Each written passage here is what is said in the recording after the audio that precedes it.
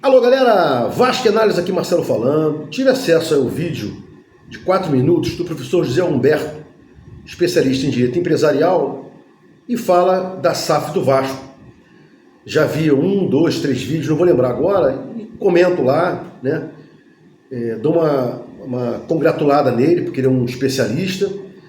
E ele hoje soltou um vídeo de 4 minutos. É claro que não teve tempo de falar coisas mais importantes, foi uma pincelada, e eu humildemente aqui vou acrescentar a minha opinião sobre duas questões a mais do que ele falou, né?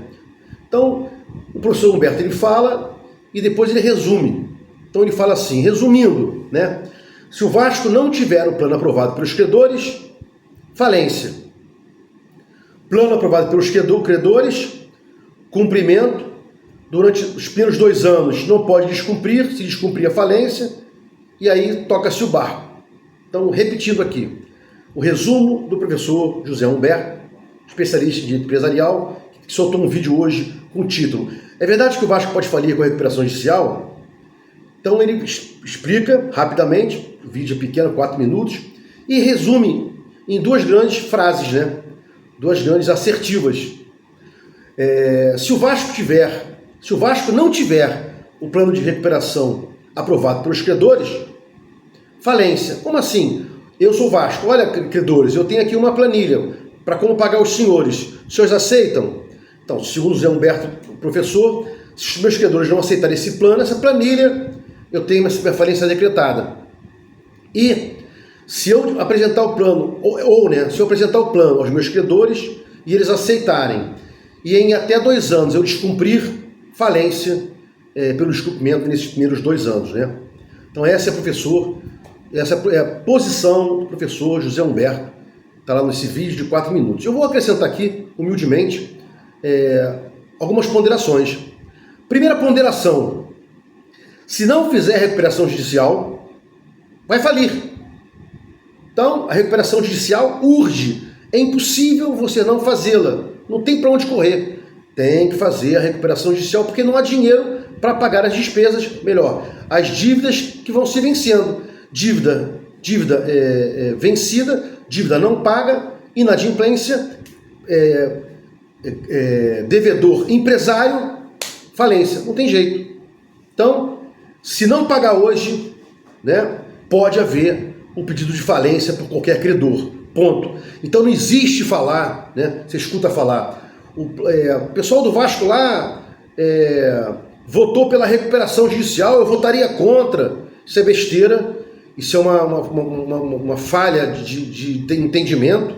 Não tem como você pensar em votar contra a recuperação, né? Isso lá, a Assembleia do Vasco, né? O Conselho Deliberativo que aprovou a recuperação, porque não tem outro caminho, né? Então, se você não fizer a recuperação judicial, você vai à falência. Ponto.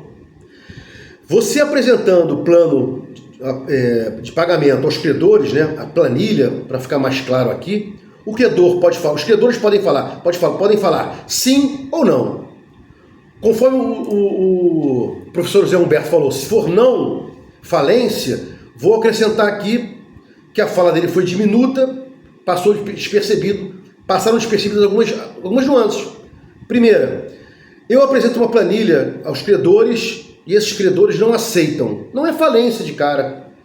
O juiz manda os credores apresentarem um plano de recuperação judicial para o devedor pagar. Recapitulando, você apresenta um plano de recuperação judicial aos credores. Eles não aceitam. O juiz não decreta falência direto. Ele manda os credores apresentarem uma forma de pagamento, um plano de recuperação para você, né? E aí se você, e o juiz vai analisar o teu plano de recuperação, se estava muito longe, se estava forma de pagamento, valor que quer ser pago, ele vai analisar isso tudo. Não aceitou isso com relação à fala dos credores, manda o credor falar. E aí ele vai sopesar as planilhas, né? E não vai decretar falência de qualquer forma.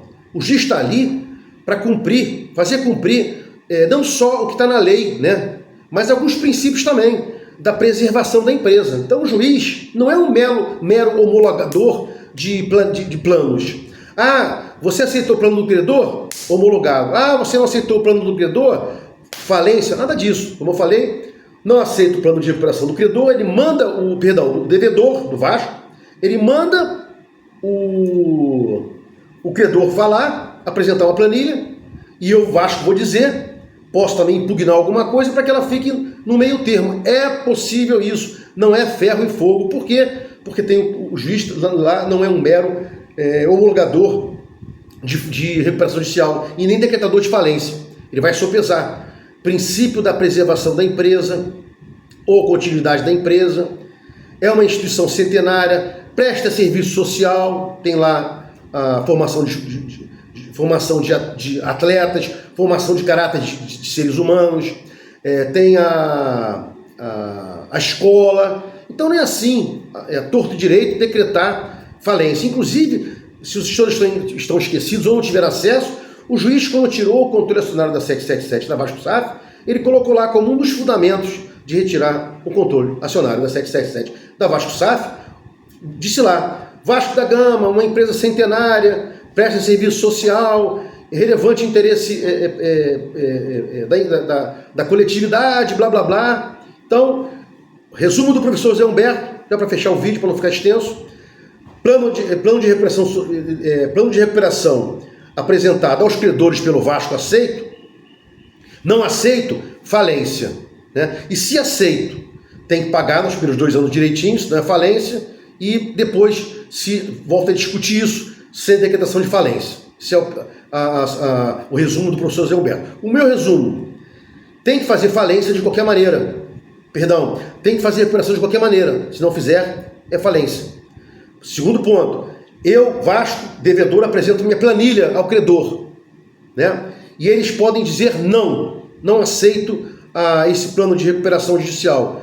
O juiz não vai decretar a falência, ele vai mandar o credor falar, então apresente você um plano de recuperação para o devedor pagar para o Vasco, né?